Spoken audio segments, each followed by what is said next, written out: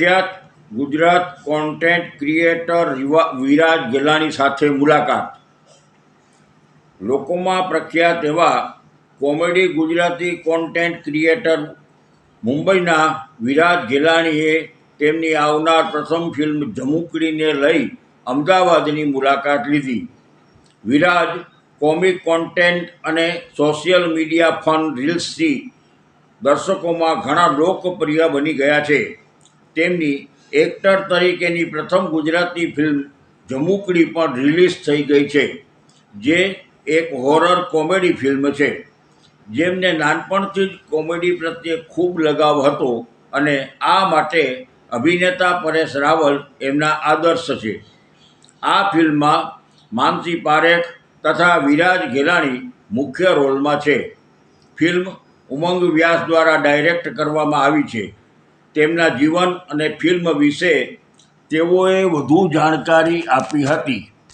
આવો સાંભળીએ. બરાબર. પણ એક્સેન્ટ તમારું કાઠિયાવાડી છે? હા, હું કાઠિયાવાડનો છું. એટલે એક્સેન્ટ કાઠિયાવાડી છે. તો કઈ ગુજરાતી જે મૂવી છે એમાં કાઠિયાવાડી બહુ ઓછું હોય છે. હા. તો તમને શું ડિફિકલ્ટ મને ઓવરકમ? જે મારો અસિસ્ટન્ટ ડિરેક્ટર હતો ને મૂવીમાં, પુનિત નામ હતું એનું, એ મને આવીને કે લાગ્યો નહીં લાગ્યો, પૂછ્યું નહીં પૂછ્યું. તો મને બહુ ગુસ્સો આવતો હતો કે તું મને યાર આ તો રોજ બોલું છું યાર, તું મને ક્યાં આ બધું વસ્તુ સમજાવવા બેઠો છે. પછી મને ખબર પડી કે અમદાવાદમાં લાગ્યો હોય, કાઠિયાવાડમાં લાગ્યો હોય ને આ બધી વસ્તુ મને ખબર પડી. એઝ અ કેરેક્ટર હું અમદાવાદી કેરેક્ટર છું થોડોક ક્યાંય ને ક્યાંય. તો એ પકડવા માટે મને મારા પાછળ પડેલા મને બહુ ગુસ્સો આવતો હતો, પણ હવે મને ખબર પડી કેમ. તો બી ક્યાંય ને ક્યાંય મેં આઈ થિંક મિસ્ટેક કરી છે. એ તમે પકડી લે તો પકડી લેજો. કોઈ મૂવીમાં આ તમે 24-25 દિવસનું શૂટિંગ હશે, 30 દિવસ, 25-26 દિવસ, 25 દિવસ, તો એમાં તમારો કોઈ ઇવેન્ટ જે તમને ના ગમ્યો હોય અને એવો ઇવેન્ટ જે તમને બહુ જ ગમ્યો હોય એવો શેર કરો. ના ગમ્યો એવું કંઈ હતું જ નહીં, બધી વસ્તુ ગમેલી હતી. કારણ કે મારી માટે I was in a wonderland dream પાર્કમાં હતો. કારણ કે લાઈક ઇટ્સ અ ડ્રીમ કે ગુજરાતી વિડીયોઝ બનાવતો હતો નાનો, જ્યારથી ચાલુ કર્યું ત્યાંથી. અને હવે ગુજરાતી ફિલ્મમાં એઝ અ લીડ એક્ટર હું રહું છું. તો મારા માટે કાંઈ બી પ્રોબ્લેમ છે તો એ પ્રોબ્લેમ મારા પ્રોબ્લેમ્સ છે. કાંઈ બી લાઈફમાં સારું થાય તો લાઈફ સારું મારી વસ્તુ છે. અને એક વસ્તુ હતી, જ્યારે મારા સગાઈ થઈ તો મને 2 દિવસનો ટાઈમ આપેલો. દે વર વેરી ગ્રેસ. આ ઉમંગભાઈ અહીંયા આવે છે, ડિરેક્ટર છે આપણા. અને મારી માટે એવું હતું કે મને 2 દિવસ જે ટાઈમ આપેલો કે જ્યાં સગાઈ કરીને આવો.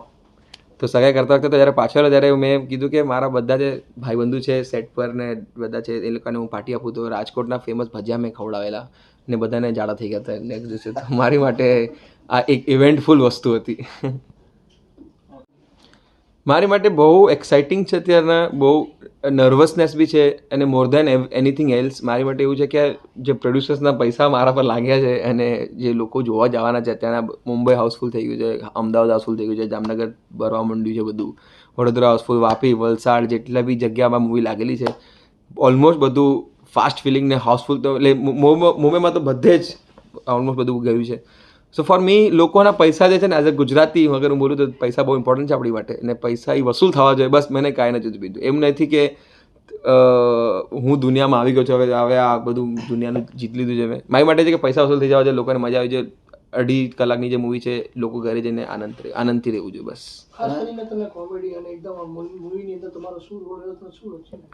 આ મૂવીમાં મારું કેરેક્ટરનું નામ છે બાબલો અને હું એક રિયલ એસ્ટેટ એજન્ટ છું અને હું લાઈફમાં સિંગલ છું. હું છોકરી ગોતી રહ્યો છું, તો છોકરી મને મળતી નથી. તો અને મારો બીજો ધંધો આમાં એ છે કે કોઈ મને પૈસા આપે કે ઘર ખાલી કરાવો સામેવાળાને, તો ઘર ખાલી કરાવી દઉં. પણ સામેવાળો ઘર કે વધારે પૈસા લે તું અને આ ઘર ખાલી કરી કાઢ, તો એ ઘર ખાલી કરી કાઢીશું. ને ખાલી પૈસા માટે કામ કરું છું ને જે મળે જીવનમાં લઈ લઉં છું. તો અમને ખબર પડે છે, મને ને મારા સારા ફ્રેન્ડને, કે એક રાણીવાડા કરીને એક ગામ છે. એ ગામમાં એક પેલેસ છે બહુ મસ્ત સરસ મજાનું, અને એની અંદર એક ડાકણનો પ્રકોપ છે અને લોકો બહુ ડરેલા છે એ ગામમાં. તો મને જ્યારે આ ખબર પડે છે તો કે મને મારા બેસ્ટ ફ્રેન્ડ છે ઘીલચંદ્ર, એનું નામ છે, ઓજસ રાવલ પ્લે કરે છે. તો મારું એ જ હતું કે અમે લોકો જઈએ.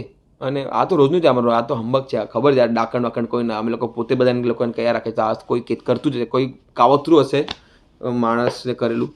તો અમે જઈએ છીએ ને ત્યારે લાઈફમાં સાચે પ્રોબ્લેમ્સ વધી જાય અમારા, અને અમે પોતે જ અમારા ખાડામાં પડે છે. તમે એક કન્ટેન્ટ ક્રિએટર છો, ડિજિટલ ક્રિએટર છો, આર્ટ ડાયરેક્ટર છો, હવે એક્ટર પણ છો. આ 4 પ્રોફાઇલમાંથી કઈ પ્રોફાઇલ તમને વધુ ગમે છે અને કેમ? બધી પ્રોફાઇલ્સ મારી માટે બહુ ઇમ્પોર્ટન્ટ છે કારણ કે દરેક જગ્યાથી હું કાંઈ ને કાંઈ કરીને હું ક્યાંય ને ક્યાંય પહોંચ્યો છું. તો મારી માટે દરેક પ્રોફાઇલ એટલી જ ઇમ્પોર્ટન્ટ છે because if you say content creator તો મારી પાસે એક બહુ વધારે એક સરસ મજાનું એક ફેમિલી ઓડિયન્સ છે જેમાં જે લોકો મારા વિડીયોઝ જોવે છે. નહીં હોય તો અત્યારે મારું ફિલ્મ લોકો નહીં જોવા જતા હોય તો એ હશે તો લોકો જોવા જશે તો સારું જોવાનું હોય તો as an actor also have to be at the par. તો મારી માટે બધી જ વસ્તુ ઇમ્પોર્ટન્ટ છે. ફિલ્મમાં અને એ કોન્ટેન્ટ ક્રિએટરમાં યુટ્યુબમાં તમને શું ડિફરન્સ લાગ્યો? બંનેમાં એક્ટિંગ જ છે પણ ડિફરન્સ શું લાગ્યો? ડિફરન્સ એ લાગ્યો કે ફિલ્મમાં 2.5 કલાકની ફિલ્મ હોય. યુટ્યુબ વિડીયોઝ કે ઇન્સ્ટાગ્રામ વિડીયો, હું ઇન્સ્ટાગ્રામ વિડીયો વધારે બનાવું છું તો 1 મિનિટનો વિડીયો, 1-1.5 મિનિટનો વિડીયો હોય. તો એમાં કેવું હોય કે 1.5 મિનિટના વિડીયોમાં મારે તરત લોકોને આકર્ષિત કરવાનો હોય મારા તરફ કે વિડીયો આવી રીતના છે, ફની છે, આવી રીતના. નહીં ત્યારે લોકો સ્ક્રોલ કરશે, લોકો પાસે ટાઈમ નથી, લોકો સ્ક્રોલ કરી કાઢશે ઉપર તમને. ફિલ્મ એટલે 2.5 કલાકની ફિલ્મ હોય. એ 2.5 કલાકની ફિલ્મમાં મારે એ 2.5 કલાકનો થ્રેડ જે હોય, સ્ટોરી પકડી રાખવાની હોય, કેરેક્ટર છોડવાનું ન હોય ને એ જોક્સ બી એવા હોવા જોઈએ કારણ કે પાછળ બી એક વસ્તુ હતી, આગળ બી વસ્તુ આવવાની છે. તો એ વસ્તુને આઈ હેવ ટુ રિમેમ્બર કે આ બધી વસ્તુ સાથે છે. આમાં કેરેક્ટર્સ બહુ બધા છે, ગિવ એન્ડ ટેક હોય બહુ બધી વસ્તુ. આ એક્ટિંગની જે ફિલ્ડ છે, ગિવ એન્ડ ટેક વધારે હોય. ને ઇન્સ્ટાગ્રામ પર કેવું હોય કે હું ડિરેક્ટર છું, હું જ એક્ટર છું, હું જ પ્રોડ્યુસર છું, તો હું જ સૌથી બેસ્ટ છું આની અંદર તો. પણ આમાં તો બહુ બધા લોકો છે જે સાચે કલાકારો છે, સાચે સારા, મારાથી બહુ વધારે સારું કામ કરી રહ્યું છે.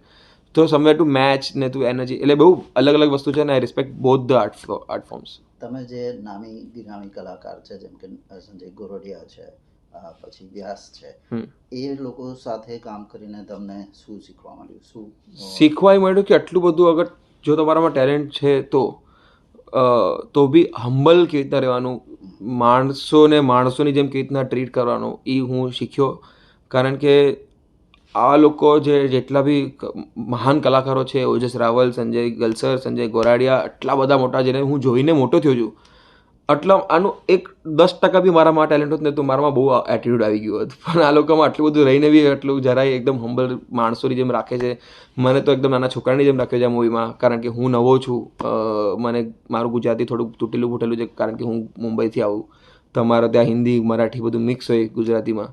તો મારી માટે આ બહુ નવી વસ્તુ હતી. તો they kept me like a baby કે આવી રીતના બોલ, આવી રીતે કરીશ તો વધારે સારું લાગશે. Umang Vyas as a director made sure કે હું સેટ પર જ્યારે મૂંઝાવું નહીં કે આવી રીતના તું કરી શકે છે. એટલે મારું કેરેક્ટર બી એવું રાખ્યું હતું કે સિટીથી ક્યાં આવે છે ક્યાંય ને ક્યાંય, તો તાકી લોકોને એવું ના લાગે કે અરે આનું ગુજરાતી કેમ આવું છે. કારણ કે આપણે ગુજરાતી ભાષા માટે આપણે I am very much proud, but મારું ગુજરાતી મને આવડતું નથી જે તમે લોકો જે સારું સારું બોલો છો અત્યારના.